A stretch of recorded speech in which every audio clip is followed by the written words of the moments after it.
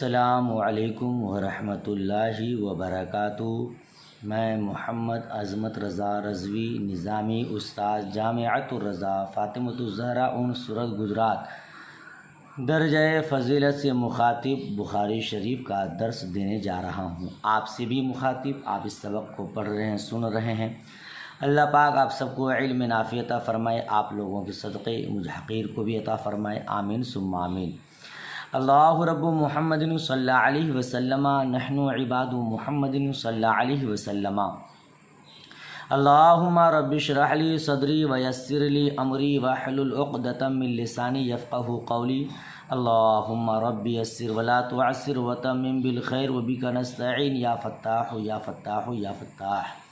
اللہم افتح علینا حکمتک وانشر علینا رحمتک یا ذا الجلال والاکرام۔ بسم اللہ الرحمن الرحیم۔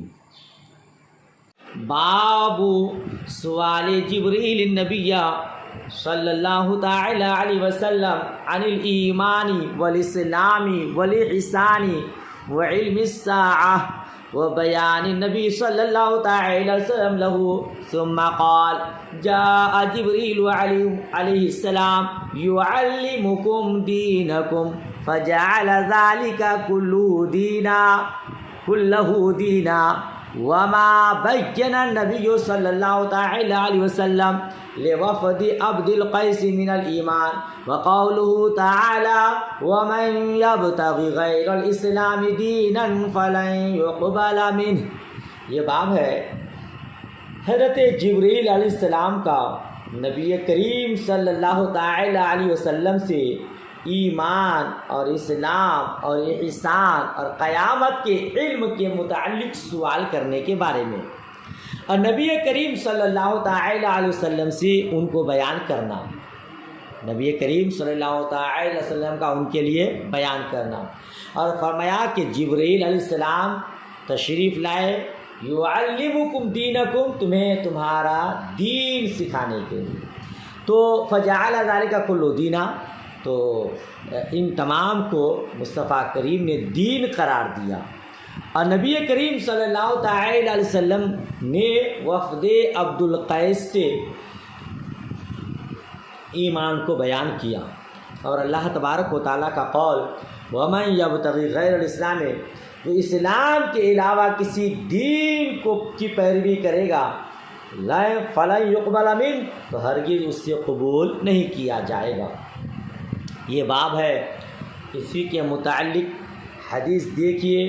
اس حدیث کو آپ نے مشکات شریف میں پڑھ لیا ہے، ابھی مسلم شریف میں بھی پڑھیں گے انشاءاللہ تبارک و تعالی۔ ترجمہ بتا دیتا ہوں، پھر اس کی وضاحت۔ عن ابی ہریرہ قال کان النبی صلی اللہ تعالی علیہ وسلم بارزا یوما للناس فاتاہ رجل فقال ما الایمان۔ حضرت ابو ہریرہ رضی اللہ تعالی عنہ کا بیان ہے، نبی کریم صلی اللہ تعالی علیہ وسلم ایک دن لوگوں کے پاس تھے، لوگوں کے درمیان تھے کہ ان کے پاس ایک شخص آیا، فقال، تو انہوں نے عرض کیا، ما الایمان، ایمان کیا ہے؟ قال الایمان ان تؤمن باللہ وملائکتہ وبلقائہ ورسلہ وتؤمن بالبعث۔ کہتے ہیں کہ ایمان یہ کہ تم ایمان لاؤ اللہ پر، اس کے فرشتوں پر، اس کی ملاقات پر، ان کے رسولوں پر، اور بعث بعد الموت پر ایمان لاؤ۔ قال ما الاسلام، اس نے عرض کیا کہ اسلام کیا ہے؟ قال الاسلام ان تعبد اللہ ولا تشرک بہ شیئا وتقیم الصلاۃ وتؤدی الزکاۃ المفروضہ وتصوم رمضان۔ اسلام یہ کہ تم اللہ کی عبادت کرو، ایک اللہ کی عبادت کرو، اس کے ساتھ کسی چیز کو شریک نہ ٹھہراؤ، نماز قائم کرو، زکوٰۃ ادا اور زکوٰۃ مفروضہ ادا، اور رمضان شریف کا روزہ رکھو۔ قال ما الاحسان، اس نے عرض کیا احسان کیا ہے؟ قال ان تعبد اللہ کأنک تراہ فإن لم تکن تراہ فإنہ یراک۔ احسان کیا ہے؟ حضور نے ارشاد فرمایا، اللہ کی عبادت کرو اس طرح کہ گویا تم اسے دیکھ رہے ہو، اگر ایسا نہ ہو سکے تو ایسا کہ گویا وہ تمہیں دیکھ رہا ہے، ٹھیک ہے نا؟ قال متی الساعۃ، قیامت کب آئے گی؟ اس شخص نے کیا عرض کیا، قیامت کب آئے گی؟ قال ما المسئول بأعلم من السائل۔ مصطفیٰ کریم نے جواب ارشاد فرمایا مسئول سائل سے زیادہ نہیں جانتا. مسئول اس میں مفعول جس سے سوال کیا گیا ہے وہ سوال کرنے والے سے زیادہ نہیں جانتا. وَسَأُخْبِرُكَ عَنْ أَشْرَاطِهَا اور ان قریب تمہیں ان کی نشانیاں بتاتا ہوں. اذا ولدت الامۃ ربها واذا تطاول رعاة الابل وهم فی البنیان کہ اس کی کچھ نشانیاں بتا دیتا ہوں. جب باندی اپنے آقا کو جنے گی اور ننگے پاؤں ننگے بدن والے چرواہا بڑے بڑے محلوں میں فخر کریں گے. کہتے فی خمس لا یعلمہن الا اللہ. قیامت کا علم ان 5 چیزوں میں سے ہے جس کا علم اللہ کے علاوہ کوئی نہیں جانتا. ثم تلا النبی صلی اللہ تعالی علیہ وسلم پھر نبی کریم صلی اللہ تعالی علیہ وسلم نے اس آیت کی تلاوت فرمائی. ان اللہ عنده علم الساعہ الآیہ. پوری آیت کو بیان کیا کہ بے شک اللہ قیامت کا علم اللہ ہی کے نزدیک ہے. ثم ادبر پھر وہ شخص چلا گیا. فقال ردو مصطفیٰ کریم نے فرمایا اسے لوٹا.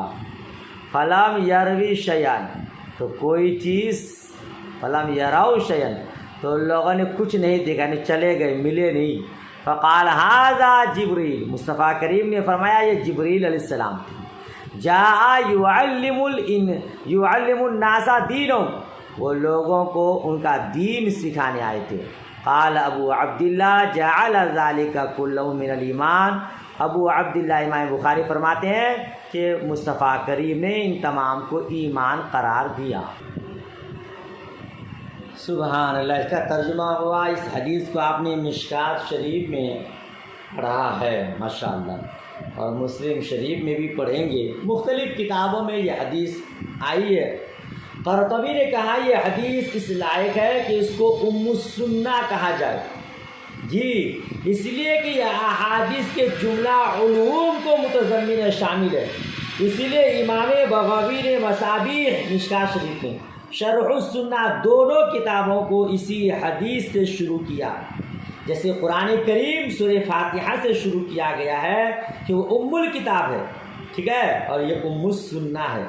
تو اجمالی طور سے قرآن کریم کے جملہ علوم پر مشتمل سورہ فاتحہ اس لیے شروع کتاب میں بیان کیا گیا ہے اور یہ ام السنہ ہے. تمام علوم کو اجمالی طور پر گویا شامل ہے. اسی لیے اس کو مشکات شریف میں اور شرح السنہ وغیرہ میں کیا کیا ہے شروع کتاب میں بیان کیا ہے. اس حدیث کی وضاحت میں سمجھتا ہوں بڑے اچھے انداز میں کر دوں. سبق ہو سکتا ہے آپ کا لمبا ہو جائے مگر فائدہ سے خالی نہیں ہے. اس حدیث کو جگہ جگہ آپ پڑھتے ہیں ہم پڑھتے ہیں.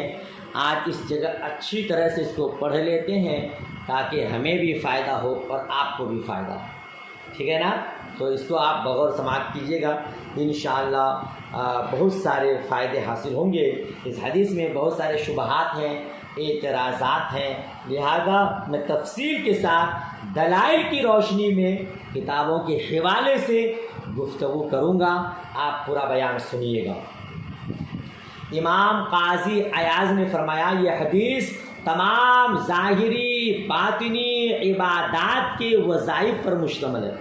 خواہ ایمان ہو خواہ جوارح کے اعمال ہو خواہ دلوں کا اخلاص ہو یہاں تک کہ شریعت کے کل علوم اس کی طرف راجع ہیں اس سے نکلتے ہیں. اسی اہمیت کے پیش نظر ہم اس مبارک حدیث کے مختلف حصے مختلف صحابہ کرام یا مختلف طرق یا مختلف کتابوں میں سے سب کو ایک جا کر کے یہاں بیان کرنے کی کوشش کرتا ہوں. آپ سماعت کیجیے. بخاری و مسلم کے علاوہ یہ حدیث بالفاظ مختلفہ کچھ زیادتی کمی کچھ تقدیم تاخیر کے ساتھ خود حضرت ابو ہریرہ نے حضرت عمر حضرت انس حضرت جریر بن عبداللہ بجلی حضرت ابن عباس حضرت ابو عامر اشعری حضرت عبداللہ ابن عمر رضی اللہ تعالی عنہم سے ابو داؤد نسائی ترمذی ابن ماجہ اس نے امام احمد بن حنبل، بزار سب میں مذکور ہے. ٹھیک ہے. حضور اقدس صلی اللہ تعالی علیہ وسلم بغیر کسی امتیاز کے صحابہ کرام کے ساتھ بیٹھا کرتے تھے. حدیث کا پورا مفہوم سماعت کیجیے. اگر کوئی ناآشنا اجنبی حاضر ہوتا پہچان نہیں سکتا تھا، اسے پوچھنا پڑتا رسول اللہ کون ہے. صحابہ کرام نے عرض کیا اگر آپ اجازت دیں تو ہم آپ کے بیٹھنے کے لیے کوئی اونچی جگہ بنا دیں جس پر آپ تشریف رکھیں تاکہ اجنبیوں کو پوچھنا نہ پڑے. مصطفیٰ کریم صلی اللہ تعالی علیہ وسلم نے صحابہ کرام کو اجازت دی. صحابہ کرام رضوان اللہ تعالی علیہ اجمعین نے آپ کے لیے ایک چبوترا بنایا، ایک اونچی جگہ بنایا جس پر حضور نبی مکرم تشریف رکھتے تھے. صحابہ ان کے پہلو میں بیٹھتے، آپ کے پہلو میں بیٹھتے قریب میں. ایک دن مجمع عام میں حضور نبی مکرم صلی اللہ تعالی علیہ وسلم اس چبوترے پر اخیر عمر مبارک میں خطبہ دے رہے تھے. فرمایا مجھ سے جو چاہو پوچھو. حاضرین پر ہیبت طاری ہو گئی جس کی وجہ سے کوئی کچھ دریافت نہ کر سکا کہ اچانک ایک صاحب پیدل چلتے ہوئے آئے، نمودار ہوئے، نہایت خوبصورت، انتہائی سفید شفاف کپڑے پہنے ہوئے جس پر نام کا بھی میل نہیں تھا، سفر کا کوئی اثر نہیں تھا. ان کے بدن سے بہترین خوشبو اٹھ رہی تھی اور داڑھی بال بالکل سیاہ. نہ تو ان کی حیت مسافروں جیسی تھی نہ ان پر سفر کا کوئی اثر تھا. تعجب یہ ہے کہ ہم میں سے کوئی انہیں پہچانتا بھی نہیں تھا. حاضرین نے حیرت سے ایک دوسرے کو دیکھ کر کہا ہم پہچانتے نہیں یہ کون ہے. انہوں نے فرش کے کنارے پہنچ کر عرض کیا السلام علیکم یا رسول اللہ صلی اللہ علیہ وسلم. حضور اقدس نبی مکرم صلی اللہ تعالی علیہ وسلم نے سلام کا جواب دیا. اس نے عرض کیا اے اللہ کے رسول صلی اللہ تعالی علیہ وسلم آپ کے نزدیک آ جاؤں. مصطفیٰ کریم نے فرمایا آ جاؤ. کئی بار نزدیک آنے کی اجازت طلب کی، ہر بار اجازت دی گئی، اجازت ملی. وہ لوگوں کی گردنیں پھلانگتے ہوئے حضور کے بالکل نزدیک آ کر حضور کے گھٹنوں سے گھٹنے ملا کر اپنا ہاتھ حضور کے زانو پر رکھ کر بیٹھ گئے. عرض کیا یا رسول اللہ صلی اللہ علیہ وسلم ایمان کیا ہے؟ مصطفیٰ کریم ارشاد فرمایا ایمان ہے کہ تم اللہ، اس کے سب فرشتوں، اس کے تمام کتابوں، اس کے کل رسولوں، جملہ نبیوں پر اور اس کی ملاقات پر اور موت پر اور قیامت کے دن قبروں سے زندہ ہو کر اٹھنے پر ایمان لاؤ. حساب، میزان، جنت، دوزخ پر ایمان لاؤ. تقدیر پر ایمان لاؤ کہ اس کا اچھا، برا، میٹھا، کڑوا سب خدا کی طرف سے ہے نا. یہاں سے بھی اتنا ہی ہے مگر دوسری میں ہے، اسے پورے کو بیان کیا. یہ جواب سن کر اس نے کہا آپ نے سچ فرمایا. حاضرین کو حیرت ہوئی، سوال بھی کرتے ہیں اور تصدیق بھی کرتے ہیں. پھر انہوں نے پوچھا یا رسول اللہ اسلام کیا ہے؟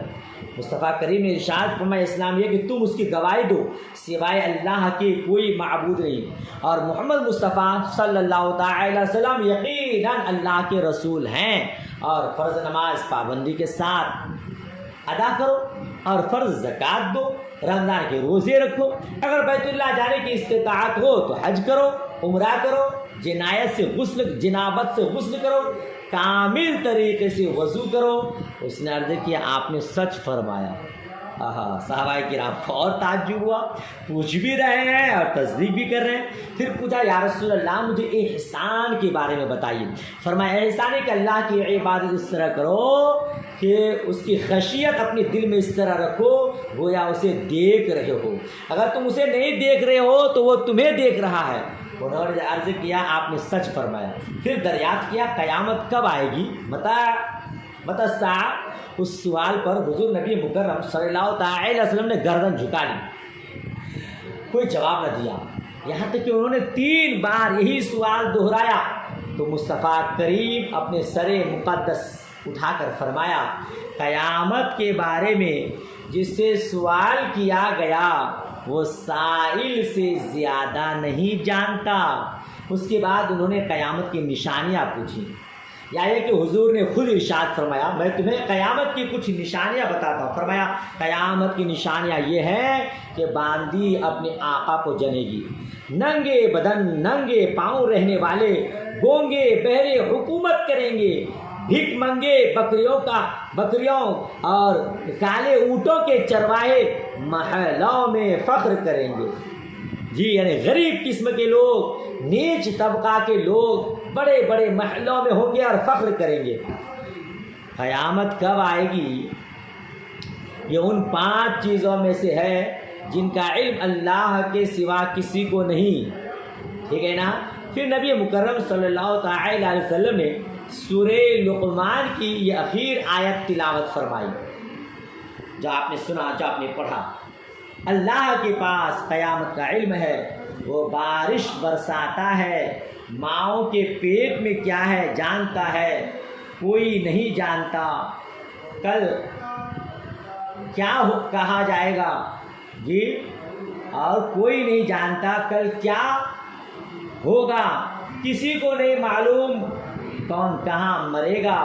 اس میں کوئی شک نہیں، اللہ جاننے والا بتانے والا ہے. اس کے بعد یہ شخص چلے گئے. جب چلے گئے تو حضور اکرم صلی اللہ تعالی وسلم نے فرمایا انہیں واپس لاؤ. صحابہ کرام ہر طرف تلاش کیا مگر وہ نہیں ملے. اب حضور نے فرمایا تم لوگ جانتے ہو یہ کون تھے؟ یہ جبرائیل تھے. تم لوگوں نے اس وقت کچھ نہیں پوچھا تو یہ آئے تھے کہ تم کو دین سکھائیں. اس ذات کی قسم جس کے قبضے میں میری جان ہے، جب بھی جبرائیل آئے میں نے پہچان لیا مگر اب کی بار نہ پہچان سکا. یہ واپس ہونے کے لیے جب مڑ چکے تھے جب پہچانا. ٹھیک ہے. حضرت عمر نے فرمایا کہ 3 دن کے بعد حضور اکرم صلی اللہ تعالی علیہ وسلم نے مجھ سے ملاقات کی اور دریافت فرمایا تمہیں معلوم ہے وہ سائل کون تھے؟ میں نے عرض کیا اللہ اور اس کے رسول خوب جانتے ہیں. فرمایا وہ جبرائیل تھے، تمہیں دین سکھانے آئے تھے. سبحان اللہ سبحان اللہ. ہے ابھی جو روایت آپ نے پڑھی اس میں چونکہ بہت شبہات ہیں، اسی لیے میں نے جو ابھی ترجمہ آپ کو تشریح بتایا مختلف متنوں کو جمع کر کے اس کو پورا وضاحت کے ساتھ بیان کر دیا. ٹھیک ہے نا. تو اس سے یہ بھی معلوم ہوتا ہے روایتوں میں جو تقدیم و تاخیر کمی زیادتی ہے وہ راویوں کی طرف سے ہے. انہوں نے اپنی یادداشت یا ضرورت کے مطابق ذکر کیا، ورنہ پوری حدیث وہ جو ابھی میں نے بیان کیا. ٹھیک ہے نا. اب آئیے اس کے چند ضروری گوشوں کی توضیح پیش کرتا ہوں. حضرت جبرائیل علیہ السلام اس خاص حیات کے ساتھ اجنبی بن کر کیوں حاضر ہوئے؟ تو مسلم شریف میں ہے، حضرت انس رضی اللہ تعالی عنہ سے مروی ہے، ہم لوگوں کو اس بات سے روک دیا گیا تھا کہ ہم حضور نبی مکرم صلی اللہ تعالی علیہ وسلم سے سوالات کریں. اس لیے ہم لوگوں کی خواہش رہتی تھی کوئی ذہین دیہاتی آ کر کچھ پوچھے ہم سنیں تو ہمیں اس کا علم ہو جائے. ٹھیک ہے نا. اسی حدیث کا ابتدائی حصہ یہ ہے کہ اس کے باوجود حضور اکرم صلی اللہ تعالی علیہ وسلم نے اذن عام دے دیا تھا، جو پوچھنا چاہو پوچھو، مگر ہیبت کی وجہ سے کوئی نہ پوچھ سکا. اس لیے جبرائیل امین اجنبی بن کے حاضر ہوئے کہ صحابہ یہی سمجھے یہ کوئی دیہاتی ہیں. اگر صحابہ کرام کو یہ معلوم ہو جاتا کہ جبرائیل ہیں تو اس کا امکان تھا کہ صحابہ پر ان کی بھی ہیبت طاری ہو جاتی، ہو سکتا ان کی زیارت میں مشغول ہو جاتے اور ان کے سوالات و جوابات کو کما حق سمجھ نہ سکتے اور یاد نہ کر پاتے. اس لیے ایک اجنبی آدمی کی شکل میں آیا. ٹھیک ہے نا. اچھا دوسرا یہ کہ بچھونے کے کنارے ہی سلام کرنے کے بعد بار بار نزدیک آنے کی اجازت مانگنا. بار بار اجازت مانگ رہے تھے، قریب حالانکہ آ چکے تھے. تو یہ اس لیے تھا کہ تمام حاضرین آپ کی طرف متوجہ ہو جائیں، ہے نا. نیز یہ بھی بتانا مقصود تھا کہ بزرگوں کے بہت نزدیک بلا ان کی اجازت کے نہیں ہونا چاہیے، خصوصاً جب مجلس بھری ہوئی ہو. ٹھیک ہے.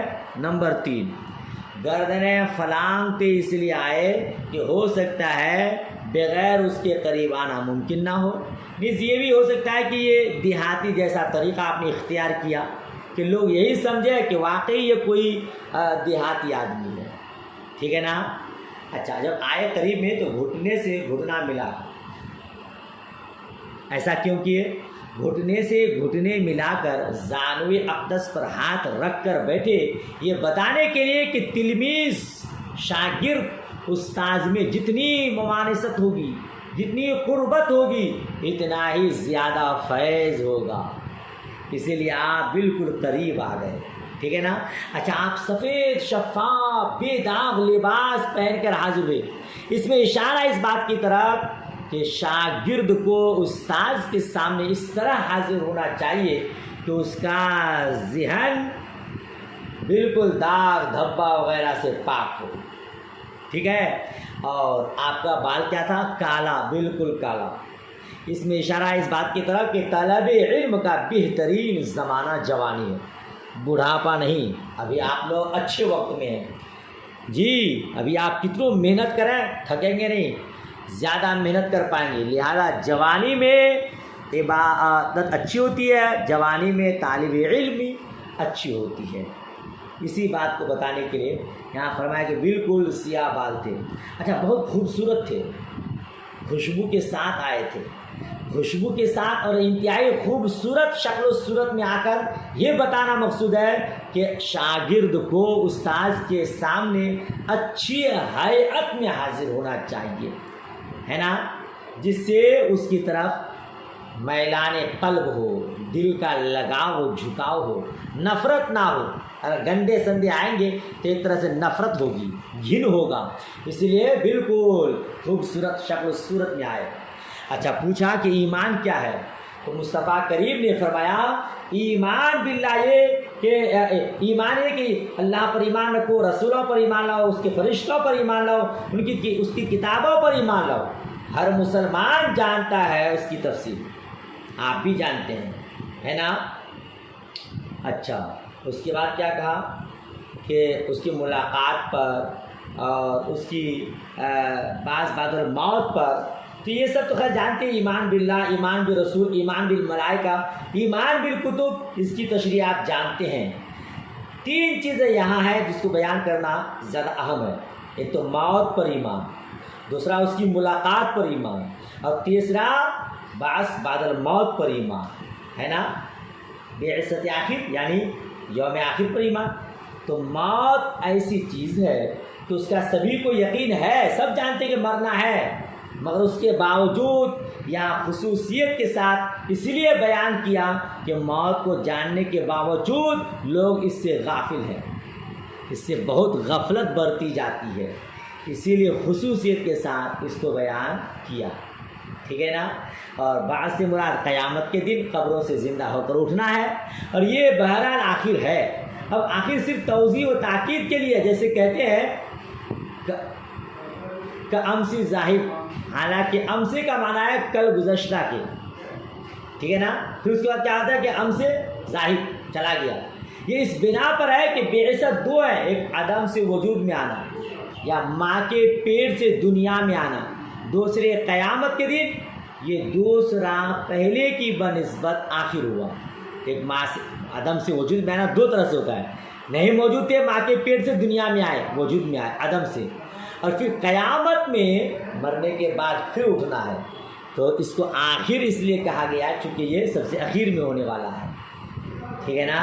یوم آخر سے مراد قیامت ہے، اس کو یوم آخر اس لیے کہتے ہیں جن ایام کی حد ہمیں معلوم ہے ان میں سب سے آخری دن ہے۔ یوم آخر پر ایمان لانے سے مراد یہ کہ قیامت کے دن جو احوال و احوال اور معاملات پیش آئیں گے ان سب پر ایمان لانا، مثلا حساب و کتاب، اعمال کا وزن، پل صراط پر گزرنا، جنت دوزخ، ہے نا، ان سب پر۔ اور اللہ کی ملاقات سے مراد کیا ہے؟ اس کی بارگاہ میں حاضری ضروری ہے، ٹھیک ہے، یہ مطلب ہے۔ تو کہتے ہیں کہ یا اس لیے اس کی روایت مراد ہے کہ مومنین کو اس کی زیارت ہوگی، ملاقات ہوگی، مومنین کو بروز قیامت اللہ کی زیارت ہوگی، جیسا کہ اس کے بارے میں احادیث مشہورہ وارد ہے۔ اگرچہ یوم آخر کے احوال میں داخل ہے مگر اہمیت کی وجہ سے اس کو علیحدہ بھی ذکر کیا۔ اللہ کی زیارت بہت اہمیت کا حامل، اسی لیے اس کو الگ سے بیان کیا۔ اس حدیث میں صاف ظاہر ہے کہ ایمان و اسلام دونوں الگ الگ چیزیں ہیں، لیکن یہ کلیات صحیح نہیں کہ ایمان اور اسلام دونوں الگ الگ چیزیں۔ یہاں ایمان کے بارے میں پوچھا، مصطفیٰ کریم نے الگ چیز بتایا، اسلام کے بارے میں پوچھا تو الگ چیز بیان کیا۔ تو اس سے سمجھ میں آ رہا ہے کہ ایمان اور اسلام دونوں الگ الگ چیزیں ہیں، لیکن یہ کلیات نہیں ہے، ٹھیک ہے نا؟ کیونکہ قرآن مجید میں متعدد مقامات پر ایمان اور اسلام کو ایک جگہ بیان کیا ہے، جیسے سورہ زاریات آیت نمبر 35-36 ہے، فَأَخْرَجْنَا مَا كَانَ فِيهَا مِنَ الْمُؤْمِنِينَ فَمَا وَجَدْنَا فِيهَا غَيْرَ بَيْتٍ مِنَ الْمُسْلِمِينَ۔ اس بستی میں جتنے مومن تھے ہم نے سب کو باہر کیا، ہم نے اس بستی میں صرف ایک گھر مسلمان کا پایا۔ یہاں حضرت لوط علیہ السلام کے گھر والوں کو مومن بھی فرمایا اور مسلمان بھی، اس سے ظاہر کہ مومن اور مسلمان مرادف ہیں، تو ثابت ایمان اور اسلام بھی مرادف ہیں۔ اسلام اور ایمان کا فرق جو ہے میں نے آپ کو شروع کتاب ہی میں مفصل طور پر بیان کیا ہے، تو یہاں اسلام اور ایمان دونوں کو الگ الگ بیان کیا ہے، تو کیا کہتے ہیں کہ یہ کوئی کلیہ نہیں ہے، بلکہ کبھی ان کے درمیان ترادف بھی ہے اور کبھی عموم خصوص مطلق کی بھی نسبت ہے کہ ایمان خاص ہے اور اسلام عام ہے نا؟ اچھا، یہ کیا بتا رہا ہے بعد میں اس میں آپ پڑھیں کہ ان تمام کو مصطفیٰ کریم نے دین قرار دیا، ٹھیک ہے نا؟ یعنی یہ تمام دین کے اعمال ہیں اور احکام ہیں۔ اس حدیث میں تقدیر کا لفظ تو خیر نہیں ہے، مگر میں نے جو تشریح پڑھی اس میں تقدیر کو بھی بیان کیا ہے۔ دوسری حدیثوں میں یہی حدیث جو دوسرے الفاظ کے ساتھ ہے اس میں یہ بھی کہ تقدیر پہ ایمان رکھنا۔ تقدیر کا مطلب کیا ہے آپ مشکوٰۃ شریف میں بھی پڑھ چکے ہیں۔ تقدیر کا مطلب یہ کہ ہر بھلائی برائی اللہ عز و جل نے اپنے علم ازلی کے موافق مقدر کر دی ہے۔ جو بات جیسے ہونی والی تھی، جو شخص جو کچھ کرنے والا تھا، اللہ عز و جل نے اسے ازل سے جانتا تھا، اسی کے مطابق لکھ لیا۔ اب اس کے خلاف نہیں ہو سکتا، محال ہے۔ اچھا، یہ نہیں کہ اللہ عز و جل نے لوگوں کے احوال جانے بغیر جو چاہ لکھ دیا معاذ اللہ، اور اب ہم اس کے لکھنے کی وجہ سے ویسا ہی کرنے پر مجبور ہیں، معاذ اللہ ایسا نہیں ہے، بلکہ مثلا زید کے ذمے برائی لکھی اس لیے کہ اللہ عز و جل کو معلوم تھا کہ برائی کرے گا۔ اگر زید بھلائی کرنے والا ہوتا تو اس کے ذمے بھلائی لکھتا۔ اس کو یوں سمجھیے اللہ عز و جل نے انسان کو جمادات، پتھر، کنکر کی طرح بے حس و حرکت، بے اختیار نہیں بنایا، بلکہ ایک نوع اختیار بھی دیا ہے، کسی کام کو چاہے تو کرے چاہے تو نہ کرے۔ اسی کے ساتھ عقل بھی دی، وہ بھلے برے نفع نقصان کو پہچان سکے، ہر قسم کے سامان و اسباب مہیا فرما دیا کہ جب کوئی کام کرنا چاہتا ہے تو ان سامان سے کام لے لیتا ہے، اس اختیار پر مواخذہ ہے نا؟ اپنے آپ کو جمادات کی طرح مجبور محض سمجھنا یا بالکل مختار سمجھنا دونوں گمراہی ہے، جیسا کہ جبریہ اور قدریہ کو آپ نے نور الانوار میں پڑھا ہے کہ جبریہ اپنے آپ کو بندے کو مجبور محض سمجھتا ہے اور قدریہ بندے کو خالق سمجھتا ہے نا؟ مصطفیٰ کریم نے فرمایا تھا کہ اس امت کا مجوس ہے یہ کون؟ قدریہ ہے نا؟ اس کو آپ پڑھ چکے ہیں۔ دیکھیے یاد رکھیے گا، تقدیر کی 3 قسمیں ہیں، قضاء و تقدیر کی 3 قسمیں ہیں۔ مبرم حقیقی جو علم الہی میں کسی چیز پر معلق نہیں، نمبر 1 مبرم حقیقی جو علم الہی میں کسی چیز پر معلق نہیں، نمبر 2 معلق محض یعنی معلق ملائکہ کے صحیفوں میں جس کا معلق ہونا ظاہر قرار فرما دیا گیا ہو، وہ ہے معلق، اور ایک ہے معلق شبیہ مبرم، ملائکہ کے صحیفوں میں جس کی تعلیق مذکور نہیں مگر وہ علم الہی میں معلق ہے۔ تو یاد رکھیے گا، مبرم حقیقی کی تبدیلی محال ہے۔ اگر محبوبان بارگاہ خدا اس بارے میں کچھ عرض کرتے ہیں تو انہیں اس سے روک دیا جاتا ہے، ٹھیک ہے نا۔ مثلا فرشتے قوم لوط پر عذاب لے کے آئے، حضرت ابراہیم خلیل اللہ علیہ السلام جو اللہ کے خلیل اور اللہ کے قریب تھے، اس نے بار بار عرض کیا رب کی بارگاہ میں، ٹھیک ہے، اور ایسا عرض کیا کہ ان کے عرض کو قرآن مجید نے مجادلے سے تعبیر فرمایا ہے۔ جی رب فرماتا یجادلنا فی قوم لوط، ابراہیم ہم سے قوم لوط کے بارے میں جھگڑنے لگا، مگر چونکہ یہ عذاب مبرم حقیقی تھا اس لیے نہ رکا اور ان پر آ کے ہی رہا، ٹھیک ہے۔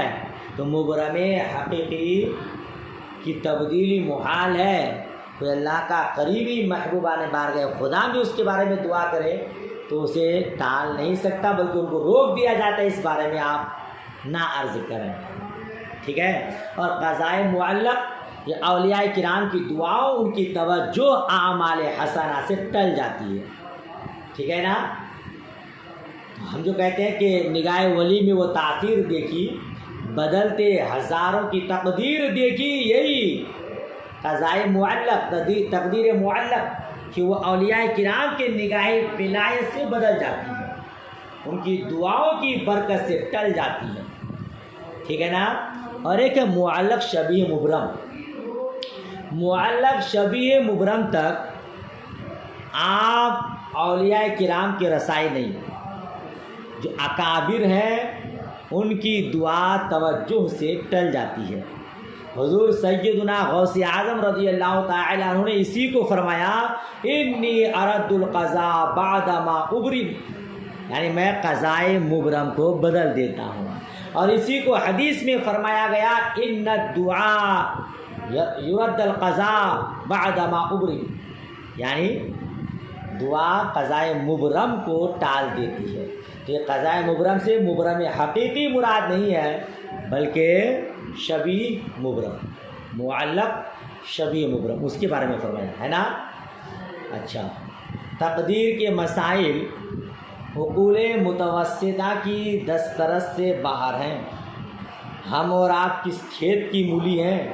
حضرت سیدنا صدیق اکبر، حضرت فاروق اعظم رضی اللہ تعالی عنہ کو اس بارے میں بحث کرنے سے روک دیا گیا، اس میں زیادہ غور و خوض نہیں کرنا چاہیے، نقصان دہ ہے۔ اور حقیقت یہ کہ مسئلہ استدلالی نہیں، صرف کشفی ہے، لیکن مشکل بات یہ ہے کہ یہ مسئلہ جتنا ہی دقیق اور عقلوں سے ماورا ہے، بالا تر ہے، اتنا ہی لوگ اس میں کریدنے کی کوشش کرتے ہیں۔ جی مسئلہ ہے، اس کے بارے میں، تقدیر کے بارے میں عام لوگوں کے سامنے بحث نہیں کرنی چاہیے کہ وہ کہیں تقدیر کا انکار نہ کر بیٹھے اور پھر تقدیر کے انکار کے سبب مرتد نہ ہو جائے، تو اس سے روکا گیا ہے۔ لہذا اس بارے میں زیادہ قیل و قال اور زیادہ بحث نہیں کرنی چاہیے۔ سمجھ شریف میں بات آئی؟ چلیے آگے بڑھیے۔ اس آنے والے شخص نے احسان کے بارے میں پوچھا، احسان ہے کیا چیز؟ احسان باب افعال کا مصدر ہے، اس کا مادہ حسن ہے۔ جب اس کا مفعول بغیر حرف جر کے آتا ہے تو اس کے معنی اچھا کرنے کے آتے ہیں، اور جب الہ کے واسطے آتا ہے، الہ کے ساتھ آتا ہے، تو اس کے معنی ہوتے ہیں کسی کو نفع پہنچانا، ٹھیک ہے۔ یہاں پہلا معنی مراد ہے کیا؟ اچھا کرنا۔ تو عبادت کے اندر احسان یہ کہ اسے یوں فرمایا، اللہ کی یوں عبادت کرو گویا اسے دیکھ رہے ہو، بس اگر تم اسے نہیں دیکھ رہے ہو تو وہ تمہیں دیکھ رہا ہے، ٹھیک ہے۔ تو مطلب یہ ہو تم عبادت میں یہ تصور رکھو کہ گویا اللہ عز و جل کو تم دیکھ رہے ہو، کیونکہ تم اسے نہیں دیکھتے اور نہ دیکھ سکتے ہو مگر وہ تمہیں دیکھ رہا ہے۔ اسی کو دوسری حدیث میں یوں بیان فرمایا ہے، ہر حالت میں اپنے رب کی یوں عبادت کرو جیسے حالت مشاہدہ میں کرتے۔ سمجھ شریف میں بات آئی؟ یہ احسان ہے۔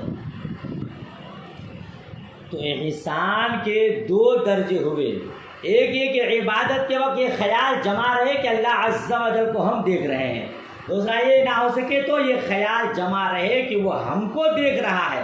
ظاہر ہے جب بندے کو یہ حضور حاصل ہو کہ اللہ عز و جل ہم کو ہمارے ظاہر و باطن کو دیکھ رہا ہے تو پھر نہ کوئی اطاعت چھوٹے گی، نہ اس کے آداب و شرائط میں کوئی کمی ہوگی اور نہ کوئی گناہ پر جرأت ہوگی۔ اس کی مثال یہ ہے کہ مالک دروازے پر بیٹھا ہو، نوکروں سے کام لے رہا ہے، نوکر اپنے کام میں لگے ہیں، مالک کو نہیں دیکھتے مگر یہ جانتے ہیں کہ مالک ہم کو دیکھ رہا ہے، تو کام میں نہ کمی کریں گے نہ قصدن کام بگاڑیں گے، برخلاف اس کے کہ مالک موجود نہ ہو، ہے نا؟ مالک کی موجودگی میں بندہ اچھے سے کام کرتا ہے۔ لیکن اگر دربار شاہی میں کوئی شہنشاہ کے روبرو موجود ہو، بادشاہ کے چہرے پر اس کی نظر ہو تو اس کا کیا حال ہوگا؟ ظاہر ہے کیا وہاں حکم عدولی کی جرأت ہوگی؟ تعمیل حکم میں تاخیر کی مجال ہوگی؟ کیا آداب دربار کی خلاف ورزی ہوگی؟ کیا کوئی اپنے کو لا یعنی باتوں میں مشغول رکھے گا؟ خصوصاً جب کہ شہنشاہ ایسا ہو جو ظاہر و باطن سب اس پر منکشف ہو، آنکھوں کی چوری سے لے کر سینے کے اندر تک مطلع ہو، دل کی دھڑکنوں کے ساتھ خطرات بھی اس سے پوشیدہ نہ ہو، جی تو بہت دور ہے کہ دل میں بغاوت، سرکشی، حکم عدولی کا وہم بھی آ سکے گا۔ اور سوچو جب بادشاہ مالک حقیقی ذوالجلال والجبروت ہو اور اس کے ساتھ حسن و جمال میں بھی لا شریک لہو، تو حاضر باش کا کیا حال ہوگا؟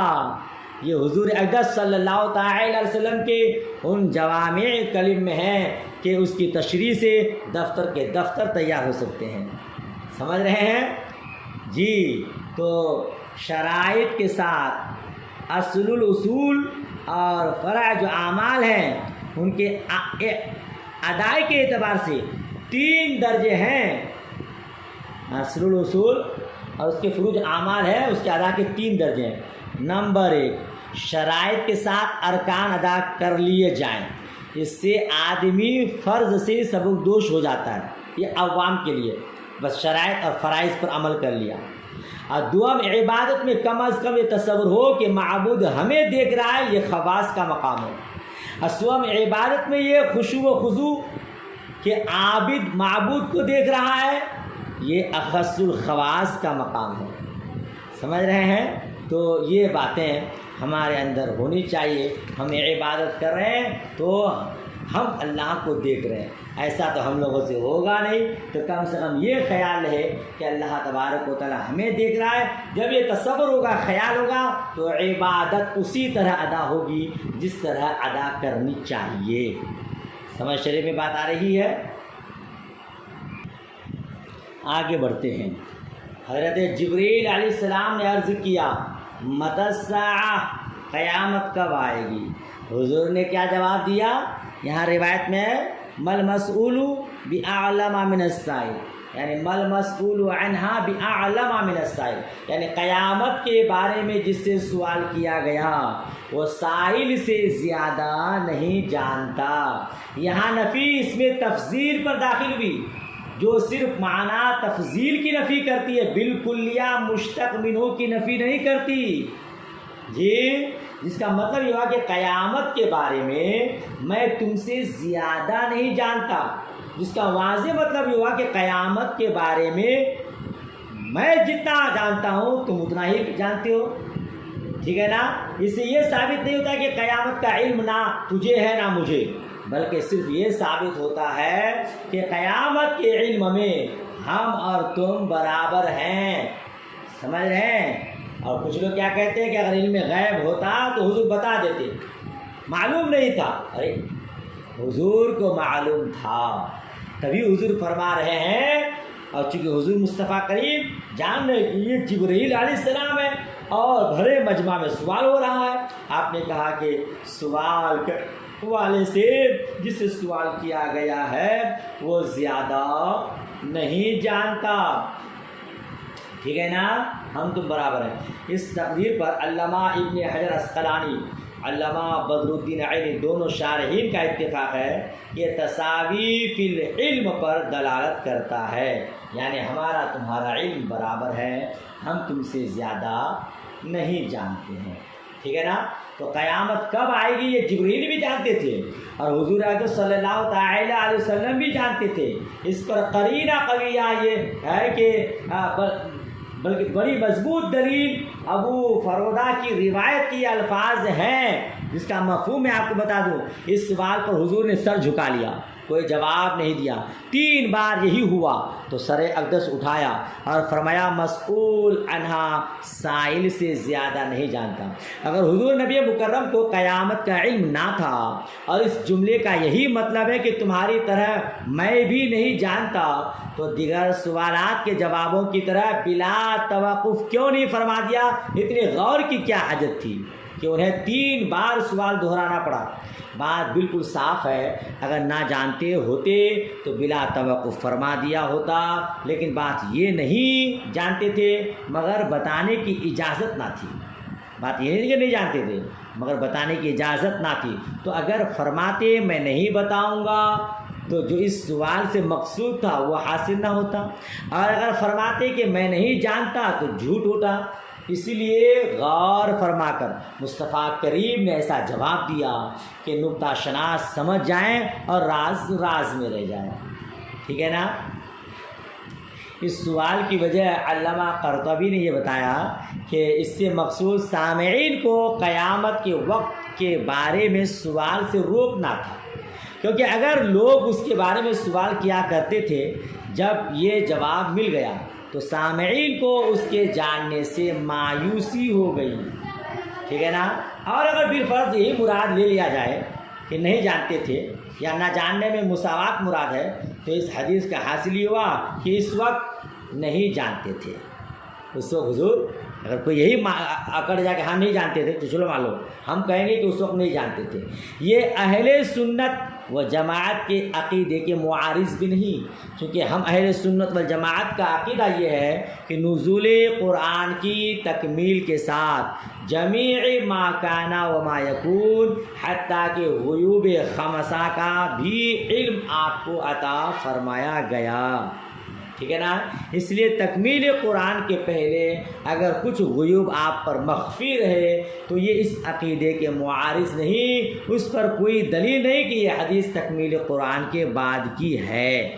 لہذا اگر کوئی نہیں مانتا کہ ہاں اس وقت نہیں جانتے تھے تو ہم کہیں گے کوئی بات نہیں, اس وقت نہیں جانتے تھے کیونکہ اس وقت قرآن پاک کا نزول مکمل نہیں ہوا تھا. سمجھ شریف بات آئی. اچھا, اس کی توضیح یہ ہے کہ علم غیب کے سلسلے میں 2 مرتبے ہیں, 2 مرتبے ہیں, 2 مقام ہیں. ایک یہ کہ حضور اکرم صلی اللہ تعالی علیہ وسلم غیب جانتے تھے, یہ قدر معتدہ بھی, یہ ابتدا ہی سے ہے. اس لیے کہ نبی کے معنی ہے غیب کی خبر دینے والے, ہے نا. المنجد میں ہے النبوۃ الاخبار عن الغیب او المستقبل بالہام اللہ, النبی المخبر عن الغیب او المستقبل بالہام اللہ. جی, اس کے ترجمے مصباح اللغات میں ہے, جو ایک فاضل دیوبند ہی کا ہے. مصباح اللغات ایک دیوبند ہی کا ہے. اس نے لکھا ہے کہ اللہ کے الہام سے غیب کی خبریں بتانے والا, آئندہ کی پیشین گوئی کرنے والا. ٹھیک ہے. تو ان تمام چیزوں سے سمجھ میں آ رہا ہے کہ مصطفیٰ کریم صلی اللہ تعالی علیہ وسلم کو علم غیب ہے, لیکن اگر کوئی کہہ رہا ہے کہ اس وقت نہیں تھا تو اس پر بھی کوئی مواخذہ اور ہمارے قول کا تضاد نہیں ہے. علامہ عبدالباقی زرقانی مواہب میں لکھتے ہیں کہ نبوت وہ وصف ہے جو نبی کے ساتھ خاص ہے, جس کی وجہ سے غیر سے ممتاز ہوتا ہے. نبی چند قسم کے خواص کے ساتھ مختص ہوتا ہے. اول یہ کہ نبی اللہ عز و جل اور اس کی صفات اور فرشتوں اور آخرت کے متعلق امور کی حقیقت جانتا ہے. کثرت معلومات، کشف و تحقیق کی زیادتی کی وجہ سے نبی کا یہ علم دوسروں کے علم سے ممتاز ہوتا ہے۔ ثانی، نبی میں ایک صفت ہوتی ہے جس کی وجہ سے وہ معجزات دکھاتا ہے، جیسے ہمیں یہ قوت ہے کہ ہم اپنے ارادے سے جو چاہتے ہیں کرتے ہیں، یہی قدرت ہے۔ ثالث، نبی میں ایک قوت ہوتی ہے جس سے وہ فرشتوں کو دیکھتا ہے، جیسے بینا کے اندر ایک قوت ہے جس کی وجہ سے وہ اندھے سے علیحدہ ہے۔ راوی اسے ایک ایسی قوت ہوتی ہے جس سے یہ جان لیا کرتا ہے کہ غیب میں کیا ہوگا۔ ٹھیک ہے، یہ تمام علامہ زرقانی نے علی المواہب میں لکھا ہے۔ اسی لیے نبی اس وقت نبی ہوگا جب تک غیب دان نہ ہو، اسے غیب دانی پر قدرت نہ ہو۔ ٹھیک ہے، اس مرتبہ میں جمیع علم ما کانا و ما یکون کا علم داخل نہیں، قدر معتدہ بھی لازم ہے۔ جیسے ہر مسلمان کو دینی باتوں کا علم ہے، مگر ہر مسلمان عالم نہیں کہلاتا۔ عالم وہ ہے جو دین کے معتد بھی علم سے مشرف ہو، ہے نا۔ اس درجے میں 10-20 بلکہ 100-200 باتوں کا نہ جاننا عالم ہونے کے منافی نہیں ہے۔ کوئی مولانا کچھ باتوں کو نہ جانے تو ایسا نہیں کہ وہ مولانا نہیں ہے، عالم نہیں ہے۔ سیدنا امام اعظم رضی اللہ تعالی عنہ کے بارے میں منقول ہے، انہوں نے بھی بعض سوالوں کے جواب میں فرمایا لا ادری، میں نہیں جانتا۔ حضرت امام مالک رحمۃ اللہ تعالیٰ نے کتنے سوالوں کے جواب میں فرمایا لا ادری۔ اسی طرح جب نبی علم غیب قدر معتدہ بھی جانتا ہے، بلکہ اسے یہ قوت ہے کہ غیب جان لیا کرے، تو 10-20 یا بالفرض 100-200 غیب کی باتوں پر اگر اطلاع اس درجے میں نہ ہوئی تو یہ نبی کے غیب نہ ہونے کے منافی نہیں۔ جیسے سیدنا امام اعظم امام مالک کا چند مسائل کا نہ جاننا ان کے امام اعظم اور امام مجتہد ہونے کے منافی نہیں۔ اور دوسرا مرتبہ یہ ہے کہ جمیع ما کانا و ما یکون علوم خمسہ بشمول علم قیامت جاننے کا، یہ مرتبہ حضرت صلی اللہ تعالی وسلم کو نزول قرآن کی تکمیل کے ساتھ حاصل ہوا۔ تکمیل قرآن کے بعد کوئی ایسا واقعہ نہیں جو اس دعویٰ کے منافی ہو۔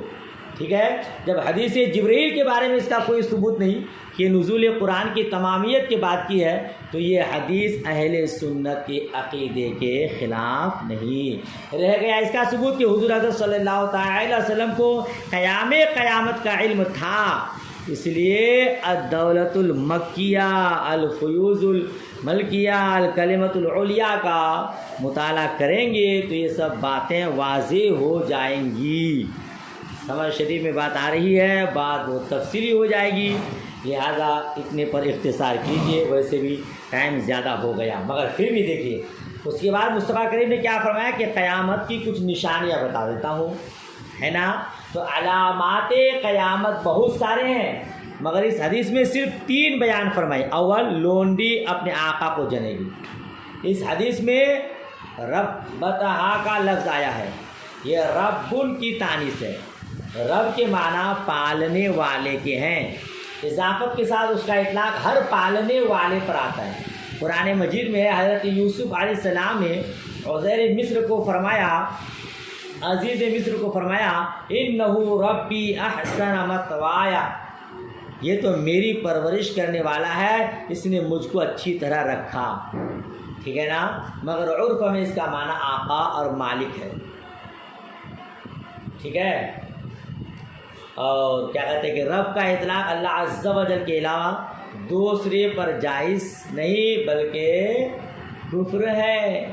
غیر خدا پر اضافت کے ساتھ اس کا اطلاق یہ عربی کے ساتھ خاص ہے، ہمارے عرف میں اضافت کے ساتھ بھی غیر خدا پر اس کا اطلاق جائز ہے، بغیر اضافت کے نہیں۔ ٹھیک ہے، اس کا مطلب یہ ہے کہ رؤوسا، بڑے بڑے مالدار، معززین، بلکہ بادشاہان وقت بھی لونڈیوں کی بیویوں کی طرح رکھیں گے، لونڈیوں کو بیویوں کی طرح رکھیں گے، ان سے اولاد ہوگی، یہ اولاد اپنی ان ماؤں کے ساتھ وہی برتاؤ کریں گے جو آقا لونڈی کے ساتھ کرتا ہے، بلکہ بادشاہ وقت کی لونڈی کے بطن سے جو اولاد ہوگی ان میں بادشاہ ہوں گے، اور یہ مائیں ان کی رعایا، یا یہ مراد ہے کہ لونڈیوں کی بہت زیادہ کثرت ہوگی، خدا نہ ترس لوگ ام ولد کو بھی بیچ ڈالیں گے اور وہ پھر دست بدست بکتی ہوئی اپنی اولاد کی ملکیت ہوگی۔ ٹھیک ہے، یہ دونوں علامتیں ظاہر ہو چکی ہیں۔ شاہان بنی عباس میں سوائے امین کے سب لونڈی زادے تھے۔ ٹھیک ہے، یا یہ مطلب ہے کہ یہ کنایہ اس بات سے کہ لوگ اپنی حقیقی ماں کے ساتھ لونڈی جیسا برتاؤ کریں گے، ماں کو لونڈیوں کی طرح رکھیں گے، ان کی حق تلفی نافرمانی کریں گے، تکلیفیں پہنچائیں گے، یعنی اولاد اپنی ماں کے ساتھ آقا کی طرح برتاؤ کرے۔ اللہ اللہ، یہ تعبیر مذکورہ متن پر بالکل چسپا ہے، عورت اپنے آقا کو جلے گی۔ ٹھیک ہے نا، یہ اس طرح کی عورت کا لفظ عام ہے، آزاد اور لونڈی دونوں کو۔ عربی میں امرات لفظ قریب آزاد عورت کے ساتھ خاص ہے۔ یہاں حدیث دو لفظوں کے ساتھ مروی ہے، ربہا ربتہا۔ ربتہا کے معنی مالکہ کے ہیں، اس کا بھی وہی حاصل، لڑکیاں بنسبت لڑکوں کے ماں کی زیادہ اطاعت شعار ہے۔ اب حدیث کا مفہوم یہ ہوا کہ لڑکے تو لڑکے، لڑکیاں اپنی ماں کے ساتھ مالکہ جیسے برتاؤ کریں گی، اللہ اس دن سے بچائے۔ دوم، ننگے بدن ننگے پاؤں رہنے والے گونگے بہرے سردار اور حکمراں ہوں گے۔ اور تیسرا، بھیک منگے کالے اونٹوں اور بکریوں کے چرانے والے محل میں فخر کریں گے۔ آج جو دنیا کا حال ہے اس کو آپ دیکھ رہے ہیں کہ 1400 برس کی یہ غیب کی خبر کس طرح حرف بحرف ثابت ہو رہی ہے۔ جیسا مصطفیٰ کریم نے فرمایا تھا ویسا سب ہو رہا ہے اور ہو چکا ہے نا۔ اچھا، اس کے بعد کیا کہا کہ قیامت کا علم اللہ تبارک و تعالیٰ کو ہے، علوم خمسہ۔ ٹھیک ہے، علوم خمسہ، اس کا علم اللہ کو ہے۔ وہ کیا اللہ کے بتانے سے کسی اور کو ہے یا نہیں؟ تو آئیے اس کو بھی سماعت کر لیجئے، ویسے ٹائم ہو ہی گیا۔ تو دیکھیے آپ، قیامت کا علم ان 5 باتوں میں سے ہیں جنہیں اللہ عز و جل کے سوا کوئی نہیں جانتا، جیسا کہ سورہ لقمان کی آیت میں ہے، بے شک اللہ ہی کے پاس قیامت کا علم ہے اور وہ بارش برساتا ہے، اور مادہ کے پیٹ میں کیا ہے جانتا ہے، کل کیا ہوگا کوئی نہیں جانتا، اور کوئی اپنے اٹکل سے نہیں جانتا کہ کہاں مرے گا، بے شک اللہ جاننے والا بتانے والا ہے۔ اب یہاں سوال یہ ہوتا ہے کہ اللہ عز و جل نے یہ علوم خمسہ 5 چیزوں کا علم اپنے محبوب صلی اللہ تعالی علیہ وسلم کو بتایا یا نہیں؟ تو احادیث میں بکثرت ایسے واقعات ہیں کہ حضور اقدس صلی اللہ تعالی علیہ وسلم نے ان باتوں کی خبر دی۔ حضرت امام حسن کی ولادت سے پہلے حضرت عباس کی اہلیہ ام الفضل سے فرمایا فاطمہ کے ایک بچہ ہوگا، اس کی پرورش تم کرو گی۔ جنگ بدر کے موقع پر ایک دن پہلے ہی مصطفیٰ کریم نے فرمایا یہ فلاں کی مرنے کی جگہ ہے، یہ فلاں کے مرنے کی جگہ ہے، ویسا ہی ہوا۔ جنگ احزاب کے خاتمہ پر فرمایا اب ہم ان پر چڑھائی کریں گے، وہ ہم پر حملہ نہیں کر سکتے۔ جنگ خیبر کے موقع پر فرمایا کل جھنڈا ایسے شخص کو دوں گا جو اللہ اور رسول سے محبت کرتا ہے، اللہ اور رسول اس سے محبت کرتے ہیں، اللہ اس کے ہاتھ پر فتح عطا فرمائے گا۔ دوسرے دن جھنڈا حضرت علی کو دیا اور فتح حاصل ہوئی۔ فتح مکہ سے پہلے حضرت علی اور حضرت زبیر کو بھیجا کہ خاک تک چلے جاؤ، وہاں ایک عورت ملے گی، اس کے پاس خط ہے، اسے معاف خط پکڑ کر لاؤ۔ ٹھیک ہے نا۔ اور ایک حدیث میں ہے فرمایا جب سب لوگ مر جائیں گے بارش ہوگی جس سے سب کے جسم اپنی حالت پر ہو جائیں گے۔ حضرت معاذ رضی اللہ تعالیٰ عنہ کی کو اپنی وفات اور مدفن کی خبر دی اور فرمایا اس سال کے بعد مجھ تمہاری ملاقات نہ ہو سکے گی، میری تمہاری ملاقات، اب تم میری مسجد اور میری قبر سے گزرو گے۔ تو جب ان علوم خمسہ میں سے اتنے امور کو حضور جانتے تھے تو معلوم ہوا کہ حدیث کے اس ارشاد اور آیت کریمہ میں حصر صرف علم ذاتی واجب قدیم غیر مخلوق ممتنع الزوال کے اعتبار سے ہے، یعنی ان چیزوں کا علم ذاتی ازلی واجب قدیم صرف اللہ عز و جل کو ہے، اور ان چیزوں کا علم ذاتی ازلی واجب قدیم اللہ عز و جل کے سوا کسی کو نہیں۔ رہ گیا علم عطائی حادث ممکن، یہ نہ اللہ عز و جل کی صفت نہ شرعاً عقلاً جائز کہ امور کا علم بلکہ مطلق علم، بلکہ باری تبارک و تعالیٰ کی کوئی صفت عطائی حادث ممکن ہو۔ اس پر اجماع امت کو، جو شخص باری تعالیٰ کی کسی بھی صفت کو عطائی حادث یا ممکن مانے وہ کافر ہے۔ تو پھر یہ کہنا کہ علم عطائی حادث ممکن بھی باری تعالیٰ کے ساتھ خاص ہے، اپنے ایمان سے ہاتھ دھونا ہے۔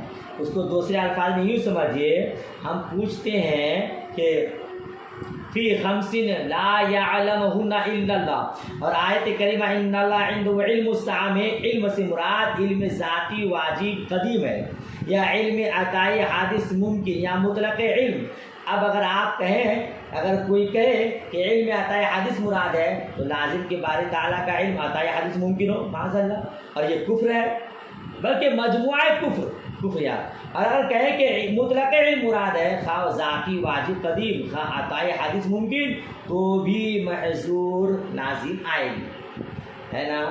تو باری تعالیٰ کا کچھ علم عطائی حادث ممکن ہے، اور اللہ عز و جل کی کسی بھی صفت کو عطائی حادث ممکن مانا بالاتفاق کفر۔ اسی لیے پہلے شرک متعین، مراد یہ کہ ان چیزوں کا علم ذاتی قدیم واجب باری تعالیٰ کے ساتھ خاص ہے، ان چیزوں کا علم ذاتی واجب قدیم اللہ عز و جل کے سوا کسی کو نہیں۔ ہم اہل سنت انبیاء کرام یا ان کے توسط سے اولیاء کرام کے لیے ان علوم خمسہ یا دیگر غیوب کا علم مانتے ہیں تو عطائے الہی مانتے ہیں، ان کے علم کو علم عطائے حادث ممکن مانتے ہیں، ٹھیک ہے نا۔ تو اللہ علم ذاتی قدیم ازلی ابدی وہ اللہ تبارک و تعالیٰ کے لیے ہے، اور علم عطائی حادث ممکن یہ اللہ کے بتانے سے اللہ کے انبیاء کرام کو اور اولیاء کرام کو بھی ہے۔ بعض منکرین علم رسول نے ذاتی اور عطائی کی تقسیم کو تحقیقات فلسفیانہ کہہ کر مسترد کرنے کی ناکام کوشش کی ہے۔ بعض جو علم رسول پاک صلی اللہ علیہ وسلم کا انکار کرتے ہیں وہ ذاتی اور عطائی کو تقسیم کو نہیں مانتے ہیں۔ میں اس سے گزارش کروں گا کہ اگر اس فرق کو تسلیم نہ کریں تو قرآن مجید احادیث کریمہ میں اتنا زبردست تعارض پڑے گا کہ اٹھائے نہیں اٹھے گا، جیسا کہ ارشاد ہے قُلْ لَا يَعْلَمُ مَا فِي السَّمَاوَاتِ وَالْأَرْضِ الْغَيْبَ إِلَّا اللَّهُ، فرما دو کہ زمین و آسمان کے رہنے والوں میں کوئی غیب نہیں جانتا ہے سوائے اللہ کے، ہے نا۔ یہ قرآن مجید کی آیت ہے۔ اور پھر فرمایا ایک جگہ سورہ جن میں آیت نمبر 26 ما كان الله ليطلعكم على الغيب ولكن الله يجتبي من رسله من يشاء، نہیں بلکہ یہ سورہ آل عمران ہے، آیت نمبر 179 ہے۔ اللہ کی یہ شان نہیں اے عام لوگوں کہ تمہیں علم غیب دے دے، ہاں اپنے رسولوں میں سے جسے چاہے اس کے لیے چن لیتا ہے۔ اور سورہ جن آیت نمبر 26 ہے عالم الغیب فلا یظہر علی غیب احد الا من ارتضی من رسول، یعنی عالم الغیب اپنے علم غیب پر اپنے پسندیدہ رسولوں کے سوا کسی کو مسلط نہیں فرماتا۔ تو بولیے اس تعارف کا کیا جواب ہے؟ ٹھیک ہے نا۔ اس کے بارے میں مصطفیٰ کریم نے خود ارشاد فرمایا ہے وَبِالْمُؤْمِنِينَ رَءُوفٌ رَحِيمٌ، جی مصطفیٰ کریم کے بارے میں خود رب تبارک و تعالیٰ نے کیا فرمایا ہے؟ وَبِالْمُؤْمِنِينَ رَءُوفٌ رَحِيمٌ، مسلمانوں پر بہت مہربان رحم فرمانے والے ہیں۔ یہ سورہ توبہ کی آیت ہے 128۔ اور حضرت یوسف علیہ السلام نے اپنے بارے میں فرمایا انی حفیظ علیم، سورہ یوسف میں ہے نا، میں حفاظت کرنے والا علم والا ہوں۔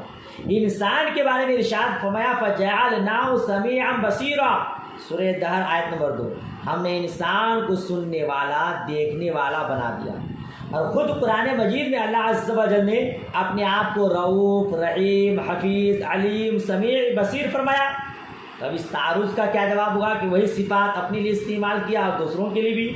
اس لیے اس فرق کو ماننا پڑے گا کہ اللہ عز و جل کی ہر صفت ذاتی، واجب، قدیم، غیر متناہی، غیر مخلوق، اور انبیاء، اولیاء، تمام مخلوقات کی ہر صفت عطائی، حادث، ممکن، متناہی، مخلوق۔ یہی فرق علم غیب کے بارے میں بھی ہے، ٹھیک ہے نا؟ تو جن آیات میں نفی ہے، وہاں نفی سے مراد علم ذاتی، قدیم، واجب، غیر متناہی، غیر مخلوق، یہ علم اللہ کے علاوہ کسی کو نہیں ہے۔ اور جن آیات میں اس بات ہے، وہاں علم عطائی، ممکن، حادث، متناہی، مخلوق مراد ہے۔ سمجھ شریف میں بات آ رہی ہے؟ ہاں، باتیں بہت ہو گئی، سبق بھی لمبا ہو گیا۔ چلیے، جو آپ کو مناسب ہو یاد کر لیجیے گا، فائدہ سے خالی نہیں ہے نا؟ آج یہیں تک رہنے دیتے ہیں۔ چلیے، دعائے خیر میں یاد رکھیے گا۔